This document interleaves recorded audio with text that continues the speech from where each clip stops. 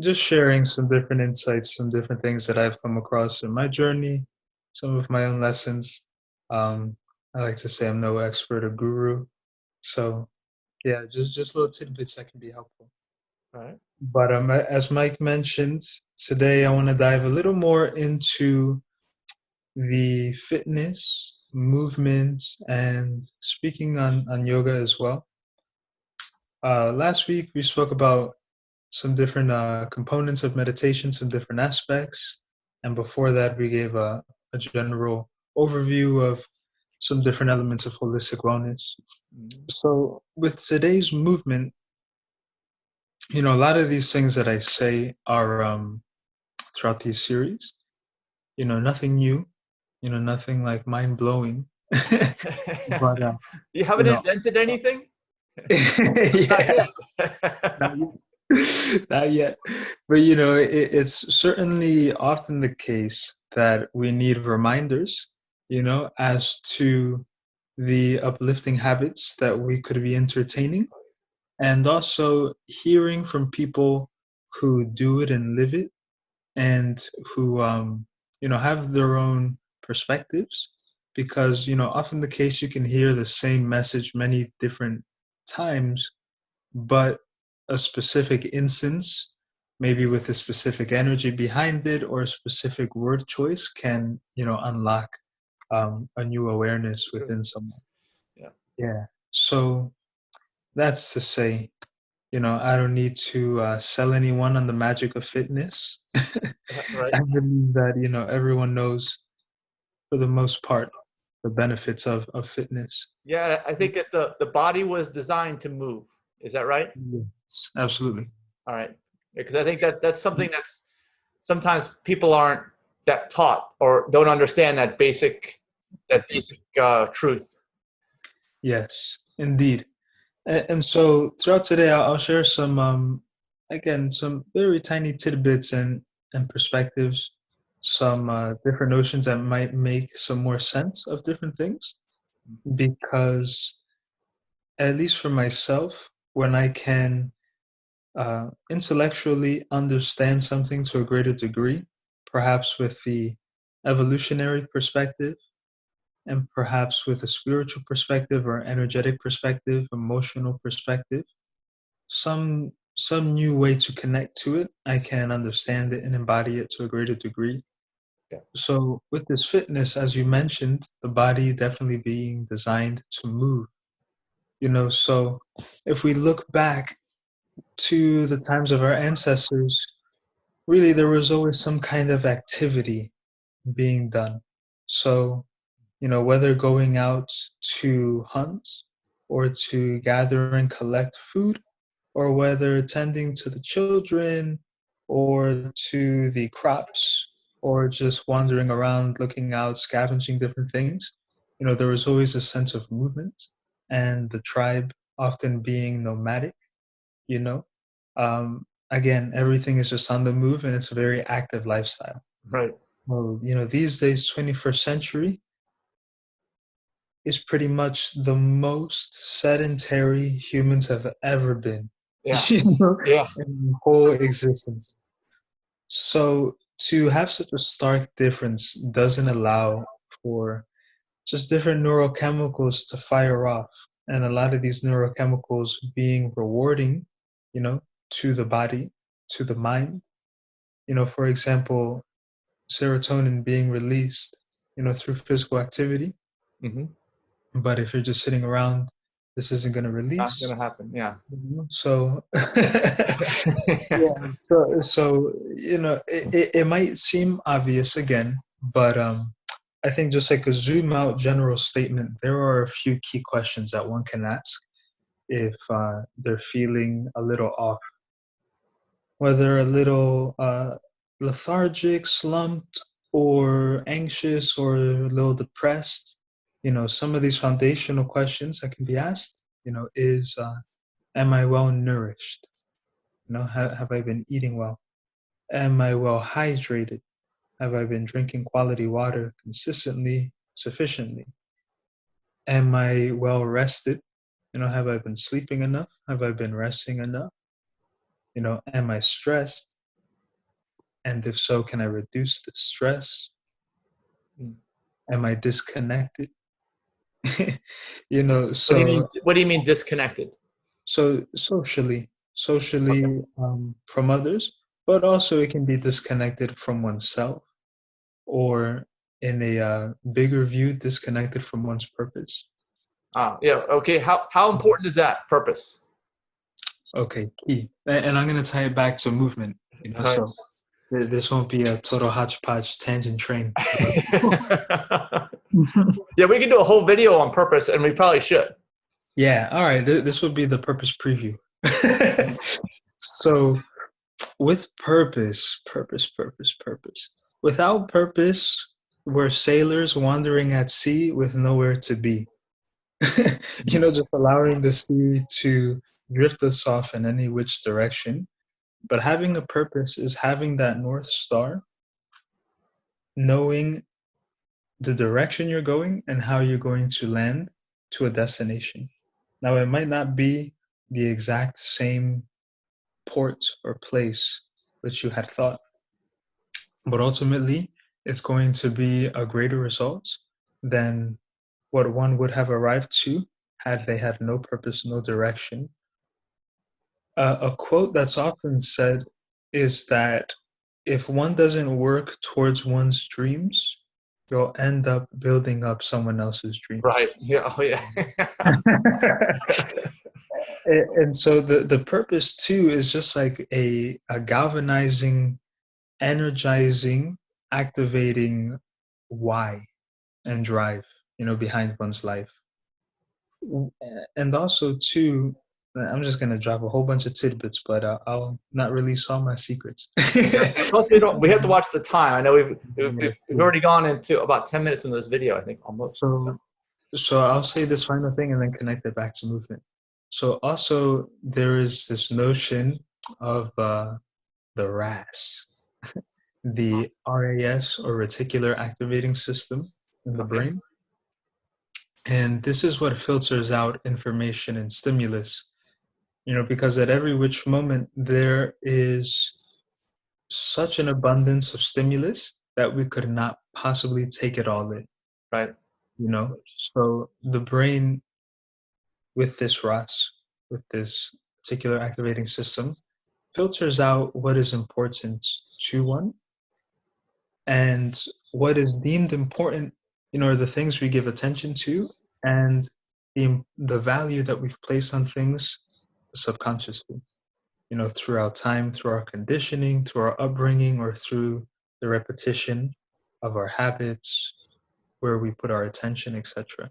Mm. And basically, when one has a purpose, one is able to consciously direct that reticular activating system, so everything is connecting back to that purpose, and information is being filtered through the lens of this purpose. For example, let's say, like your example, organizing veg fests. So let's say that you didn't have this purpose, you didn't have this in mind. So as you go about your day, you're just chit chatting people, and it's whatever.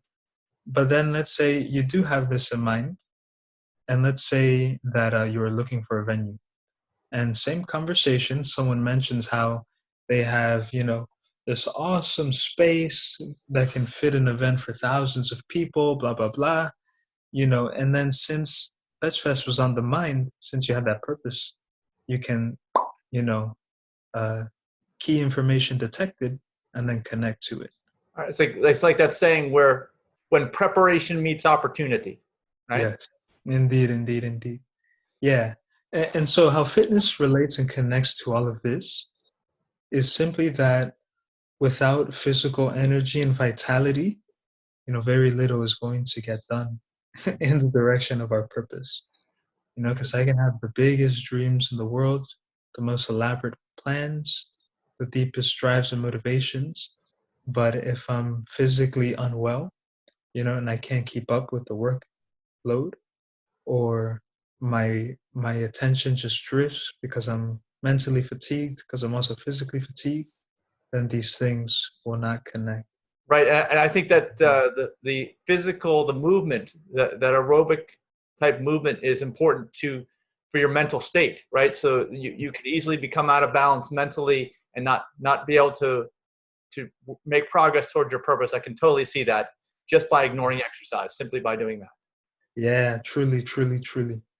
And that's a big thing that I came to realize eventually, as to why when I was a little younger.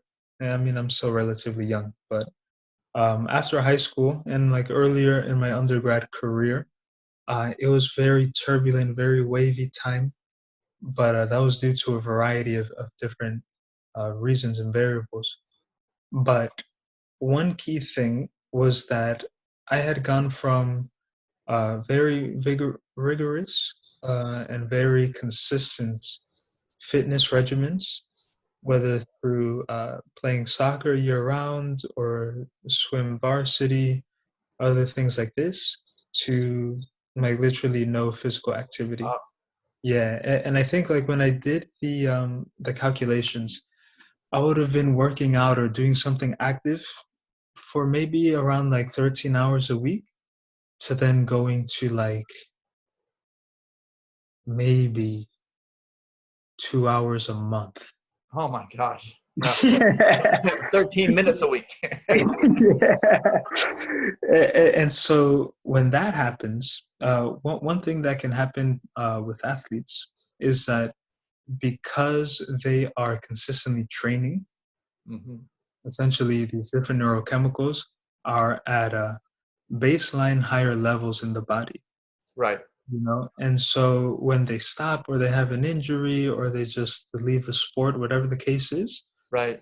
this sense of depression and this just like low and lull can come about, simply through not having those same chemicals at those same levels what they became accustomed to.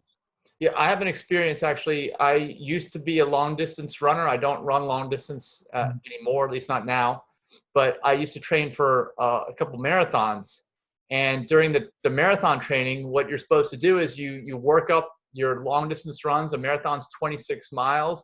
Eventually, your longest run is like 23, 24. But that is Mhm. like a week out from your actual race. So then after that, you do what's called tapering. Mhm. Between that week out to your race, and to the point where the last few days you're doing almost no running at all, even though you've trained for weeks and maybe a month or more, 2 months. Mhm. And what happens is what's called taper madness. It's a mental state because you're so, like exactly what you said, you're so used to being an athlete and accomplishing this on a daily basis, and then you're just not doing it.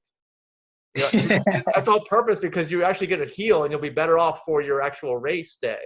But from a mental perspective, it almost a form of insanity. That's what they call it, taper madness. Mm. I like that. Yeah, absolutely. It all comes back to the neurochemistry. And I would invite the viewers to maybe reflect on their own life at different times when they've been very physically active, and then other seasons where they weren't so much, and to just like remember the moods of the two. And with that greater awareness, reflection, then perhaps being able to like hop back on the fitness train if we've taken a little stop for a moment. Yeah. On board. So to move this along, another component of fitness is to really know thyself and to know one's body type and one's composition. So there is a sister science of yoga referred to as Ayurveda. So Ayurveda refers more to the different lifestyle habits, behaviors, practices that we can incorporate throughout the day, whether it is our sleeping patterns, like when it's best for us to rise, the duration of sleep, um, our movements, our diet, different things like this. So there are three categories, and everyone has these threes at various levels. And then the category that you have in most abundance is typically the category which you're considered. Okay. Okay, so let's say, A, B, and C. I have more C than A and B, so therefore I can just say I'm C. These have different names, but I'm not gonna get into all the Sanskrit. All right. That's to not confuse. But if you're interested, Pitta, Vata, and Kapha. And so for some, like for myself, I'm a combination of two, which refer to me being a little more airy and a little more fiery by my general physical composition. And the overall philosophy of this Ayurveda is to essentially have these various levels uh, balanced out. So if I'm typically stronger towards the airy and fiery side, then I'll need to incorporate different habits in my life to cool that down to balance that out. Right. Whereas if I was on the opposite side, if I was this kapha, which is more the slow, lethargic, or not necessarily lethargic, but that can be kind of the shadow expression, if you will. But slow and cool. So if I'm typically just like chilling and slow like that, then I'll need some practices, some habits in my life that kind of stoke up my energy. All right. So, in knowing one's composition is key because going back to my own personal example, in being naturally fiery and airy, if I do physical activity which further aggravates this, then it will be more detrimental for me than not. Okay, I get that from a running perspective too. I was doing longer and longer runs when I was doing long distance, but I realized I may have a tendency towards that, like you were saying. Maybe Mhm. this type of was it Ayurveda? Is that how you say it? Yep. Okay, but even if I do, too much of anything is bad. Too much of anything, you go from the health point, and either side of that is going to be an imbalance. So, Yeah, yeah, certainly. That imbalance and the notion of balance is key with this. And so maybe here we can like put a little website link or sure. I mean basically you can just Google um, find your dosha, Okay. DOSHA, just like it sounds. And then there are a variety of quizzes online and whatnot. But so to balance out like a fiery or airy type, different practices that are very structured, slow but intense are key. Whereas for somebody who might be on that kapha side, the slow and cool, then practices which are more high paced and some more movement involved is more beneficial. Mm. Um, so again, I really do implore people to look into that because you know a big message coming out these days is stay fit, fitness, sign up for my free program, blah blah blah, etc etc. And and not knowing one's own dispositions, inclinations, compositions, then as I mentioned, not only can one kind of like burn out or just have a I mean, also like this isn't going to be deadly, you know, but let's say if I were to do more high paced, high activity, then I'm going to burn out sooner than later. And then that's going to result in a longer period of not doing any fitness, Right. which will be even more detrimental. So it's just like a compounding kind of detriment if one doesn't align to what one's body naturally, needs. Okay, well, needs is what you're saying. So Yeah. like, this is different. Like this kind of sounds to me like, which is true with most things, and I suppose it's true with the fitness aspect of life, is that you need to get outside of your comfort zone. Because if you're naturally slow, you're naturally high strung or whatever, you're going to have a tendency to go towards certain things, like you said, but you need to develop those habits that are going to get you outside of that comfort zone to balance Yeah, yourself.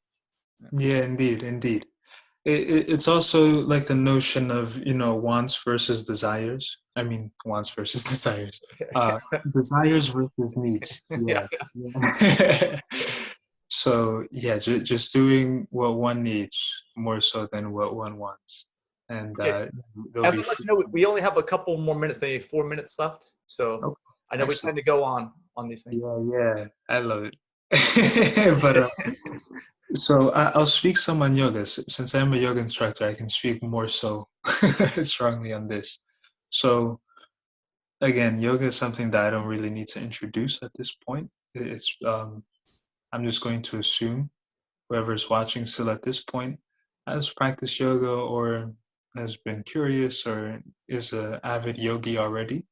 So I'll just share some of my own personal like insights and benefits as to the practice and why I find it beneficial and important. And essentially, with the fitness and with yoga as well, a big part of it is about embodying different lessons that are learned from this. And I believe this is a notion that I mentioned in a previous video. But basically, what I mean by embodying, I mean that there is a capacity for the mind to know and to understand something, but then there's also a capacity for the body, to know and understand. For the marathon example, intellectually, I know, 26.2 or 26.6, whatever it It's is. 20.2. You got it. Okay. Um, like I have an idea of what that is. But my body doesn't, running that long. Yeah. So that's not an embodied learning. So with some of these different practices and with yoga, just so many big lessons in life can be learned through this. So because your body is essentially the the object and the subject at play, the thing that one is researching and learning from. So let's say this lesson of patience. I agree that pretty much everybody, I mean, I agree that I think that everybody can agree that patience, is a tremendous virtue, that patience and having it and embodying it will be more conducive to our life than not. Yeah. And so intellectually, I might know what patience is, but perhaps I haven't embodied that learning, through my own actual experience and through the experience of my body. And so with this yoga example, let's say that the instructor is going through a flow and I already know what's coming up. So then I'm just going to impatiently jump to the next pose and I'm just like in a hurry, as if it's like a race, as if I have somewhere to be. And the quicker I get to the pose, the quicker I'm out. And so through the mindfulness, through that introspection and self-awareness, I can see it's like, I'm kind of impatient here, going a little fast, faster than the class. Perhaps I can slow down a little bit. Perhaps I can be a little more patient. And through time, that kind of notion of patience becomes embodied. And the same thing for all these other lessons, from like self-compassion, having compassion for the body, for oneself, when a pose isn't feeling well or right, or when one's just a little more tired than one anticipated, etc., throughout all these different lessons that one can learn. So basically, yoga for truly embodying and not only understanding these different lessons, but understanding it as well. So, yeah. All right. Well, we are just about out of time. I'm not being impatient, I don't think. Yeah. That's a double negative too. I don't like to use it, but I have to be mindful. I have to be mindful of the time Hmm. without being impatient. Absolutely, absolutely. Different notions.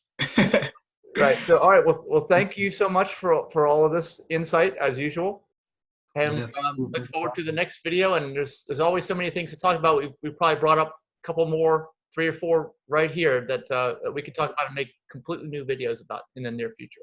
For sure, for sure. I think the next one, it will be a nice let's speak on purpose, because right after that, Hmm. I would share some ways to go about moving towards one's purpose. I think Perfect. with all the time that we have now, it will be a nice timing. It's great. Excellent. I'm looking forward to that. Thank you so much, XYZo. Excellent. Thank you. You're welcome. Peace.